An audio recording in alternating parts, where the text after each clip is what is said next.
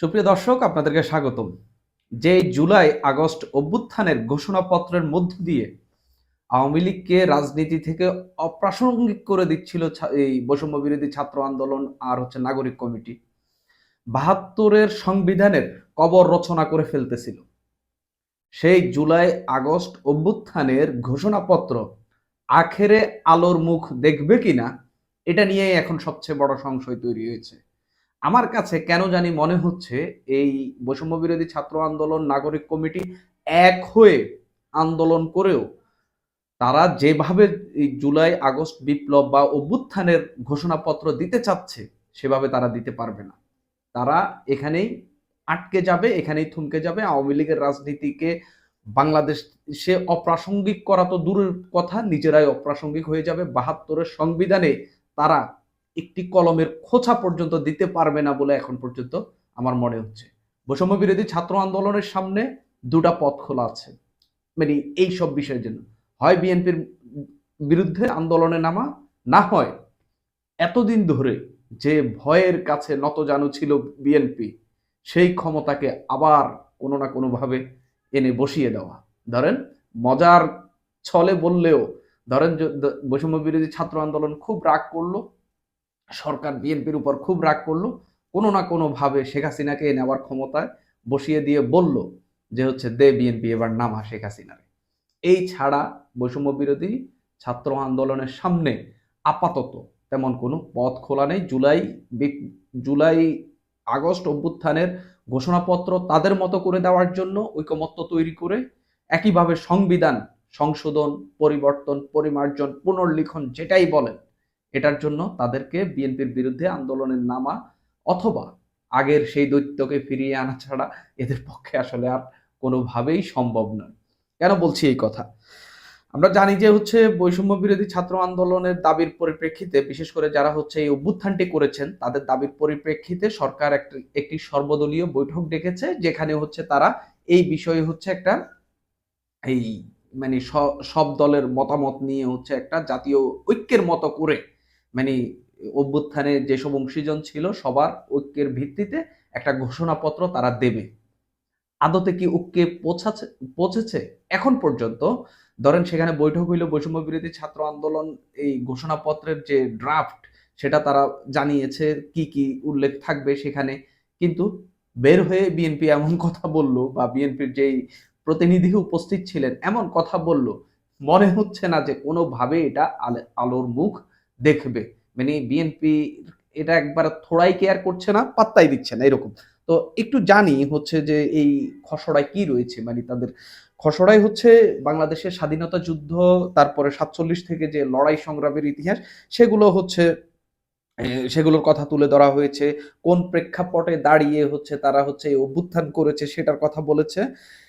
সেখানে কি রকম দেশ এই মানে আদর্শ আর্থসামাজিক ন্যায় বিচার জনগোষ্ঠী হিসাবে নিজেদের মানে কিভাবে সংগঠিত করলো, এবং ওই এই ঘোষণাপত্রটি তো শেখ হাসিনা সরকারের পতনের পরপরই, মানে যদি এটা ঘোষণাপত্র দেওয়া হয় শেখ হাসিনা সরকারের পতনের পর থেকেই কার্যকর হবে, সেক্ষেত্রে তারা সেই সময়ের কথা উল্লেখ করছে যে সেই সময়ে যে অভ্যুত্থান হইল বা এই লড়াই সংগ্রামে তারা জয় পেল, পাওয়ার পর তারা তখন ঘোষণা দিচ্ছে, ৫ আগস্ট ঘোষণা দিচ্ছে, মানে এই ঘোষণাপত্রটা এরকমই হবে, আমরা শেখ হাসিনার পতন ঘটিয়েছি, এখন সংসদ ভেঙে দিতে হবে, ডক্টর মোহাম্মদ ইউনূসের নেতৃত্বে অন্তর্বর্তীকালীন সরকার গঠন করতে হবে, একই সঙ্গে প্রয়োজনীয় সংস্কারের কথা, মানে তখন দাঁড়িয়ে এখন ঘোষণার কথা হলেও মানে তখনকার কথা, মানে আপনি এখন বলছেন যে তখনকার কথা, এটা মূলত ৫ আগস্টের কথা তারা এখানে উল্লেখ করছে।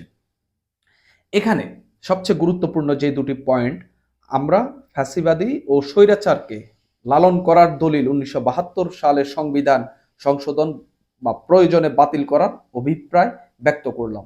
আমরা জুলাই গণ অভ্যুত্থানকালে ফ্যাসিস্ট আওয়ামী লীগ সরকার কর্তৃক সংগঠিত গণহত্যা, মানবতা বিরোধী অপরাধ ও রাষ্ট্রীয় সম্পত্তি লুটপাটের অপরাধগুলোর উপযুক্ত বিচার করা হবে এ অভিপ্রায় ব্যক্ত করলাম। এখানে দুইটা জিনিস এলো, যে সংবিধান বাতিল বা সংশোধন, আর এই এই অভ্যুত্থানে যারা গণহত্যা চালিয়েছে তাদের হচ্ছে বিচার। তবে এখানে একটা বিষয় আমি ক্লিয়ার না যে হচ্ছে রাষ্ট্রীয় সম্পত্তি লুটপাট। রাষ্ট্রীয় সম্পত্তির লুটপাট হচ্ছে কিন্তু শেখ হাসিনার পতন, যখন শেখ হাসিনা চলে যান ভারতে, এরপরেও কিন্তু রাষ্ট্রীয় সম্পত্তির লুটপাট হয়েছে। সেগুলোর বিচার হবে কিনা এটা নিয়ে আমার প্রশ্ন থাকছে।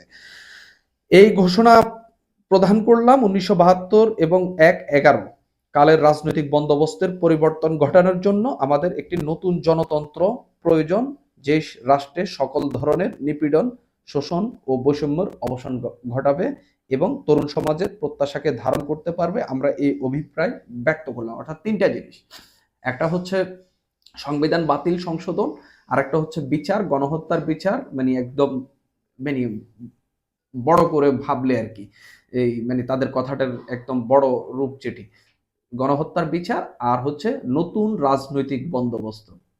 আপনাদের কি মনে হয় সংবিধান আহ, এই পাল্টানো বা হচ্ছে পুনর্লিখন বা পরিমার্জন এটা কোনো কিছুই হবে? আপনাদেরকে একটা ঘটনা বলি। ধরেন আহ, একটা প্রস্তাব করা হয়েছে 21 বছরে এমপি হওয়া যাবে। হ্যাঁ, এটা আগে 25 বছর ছিল। তো ধরেন মানে সংবিধান কি হবে না হবে সেটা নিয়ে পরে আলাপ করি। এই ধরেন 21 বছরে একটা লোক, এই এটার সরকার কোনোভাবে এটা দিয়ে হচ্ছে 21 বছরে এমপি হওয়ার এই ইয়েটা অধ্যাদেশ বা হচ্ছে ধরেন একটা নির্বাহী আদেশ কিছু না কিছু দিল। দেওয়ার পর হচ্ছে 21 বছরে এমপি হয়ে গেল। পরবর্তীতে যেই সরকার ক্ষমতায় আসলো তারা হচ্ছে এই বিলটা মানে এই ইয়েটা পাশ করেন। মানে এটা পরবর্তীতে মানে এই যে এখন অধ্যাদেশ বা যেটাই হোক, যেভাবেই হচ্ছে 21 বছরের এমপি হওয়ার আহ, বৈধতা দেওয়া হলো, পরবর্তী সংসদ সেটা পাশ করেনি। তাহলে কিভাবে ওই এমপি ওই সংসদে হচ্ছে পরে যে 21 বছরে এমপি হয়েছে সে কিভাবে সংসদে প্রতিনিধিত্ব করবে? নানান জটিলতা তৈরি হয়েছে। আমি যদি বিএনপির একটু মনোভাবটা বোঝার চেষ্টা করি, কালকে রাতে আমি অনেকগুলো টক শো দেখেছিলাম, এর মধ্যে একটা অন্যতম গুরুত্বপূর্ণ বিএনপির একজন নেতা শামসুজ্জামান দুদু, তিনি বললেন যে হচ্ছে সংবিধান নানান কিছু নিয়ে মানে সে তো একটু মানে ঝিমিয়ে ঝিমিয়ে কথা বলেন। তো তিনি বলছেন নানান জন নানান সুপারিশ দিতে পারেন কিন্তু এটা বাস্তবায়ন করবে সংসদ, অর্থাৎ নির্বাচিত সংসদ এটা বিবেচনা করবে। তার কথায় অন্তত এটা স্পষ্ট যে সংবিধানের কোনো জায়গায় অন্তত তারা হাত দেবে না। আপাতত তারা হাত দেবে না। তাদের এই কয়েকটি 31 দফা রয়েছে, তারা সেখানে নানান সংস্কারের কথা উল্লেখ করেছে, তারা সেই মোতাবেকই হাঁটবে।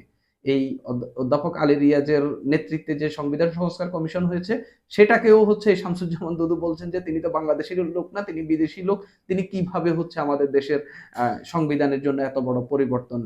তো সংবিধানে বেশ কিছু পরিবর্তন, বাংলাদেশের সাংবিধানিক নাম পরিবর্তন, মূলনীতির আগের যে 4টি ছিল এর মধ্যে 3টি বাদ নতুন করে আরো হচ্ছে আপনার কয়েকটি যুক্ত করে টোটাল 5টা মূলনীতি করা হচ্ছে। তারপরে হচ্ছে আপনার নির্বাচন বিষয় দিয়ে কক্ষ, এই ভোটার বিষয়ে নানান কিছু যুক্ত করে নানান বিষয় এনে হচ্ছে এই সংস্কার কমিশন প্রস্তাব দিয়েছে। আমার কাছে কেন জানি মনে হচ্ছে এর একটাও, সর্বোচ্চ একটা দুইটা যেগুলা নিয়ে আহ, খুব বেশি বিতর্ক নাই, হয়তো দ্বিকক্ষ বিশিষ্ট বা হচ্ছে কয়েকটি বিষয় যেগুলোতে আসলে কারো কোনো খুব ক্ষতি হবে না, সেগুলো বিষয়ে হয়তো দুই একটা ঐকমত্য আসতে পারে, বাকি কোনোটার বিষয়ে বিএনপি সম্মতি দেবে না।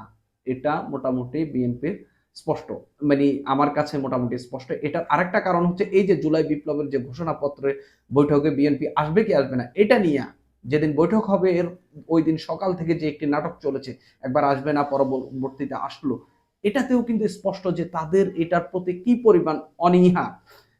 এরপরে হচ্ছে যখন বৈঠকটি শেষ হলো, বৈঠক থেকে বের হয়ে স্থায়ী কমিটির সদস্য যেখানে সালাউদ্দিন ছিলেন তিনি বের হয়ে বললেন তারা সরকারকে জানিয়েছে যে হচ্ছে আন্দোলনের এতদিন পরে বা গণ অভ্যুত্থানের এতদিন পরে আদৌ এটার প্রাসঙ্গিকতা রয়েছে কিনা, তিনি এভাবেই বলেছেন। তার বক্তব্যটা যদি আমি একটু আপনাদেরকে পড়ে শোনাই, যে হচ্ছে আহ, এই তিনি হচ্ছে আমরা বিএনপির পক্ষ থেকে প্রধান উপদেষ্টার কাছে জানতে চেয়েছি গণ অভ্যুত্থানের 5 মাস পর, হ্যাঁ একটু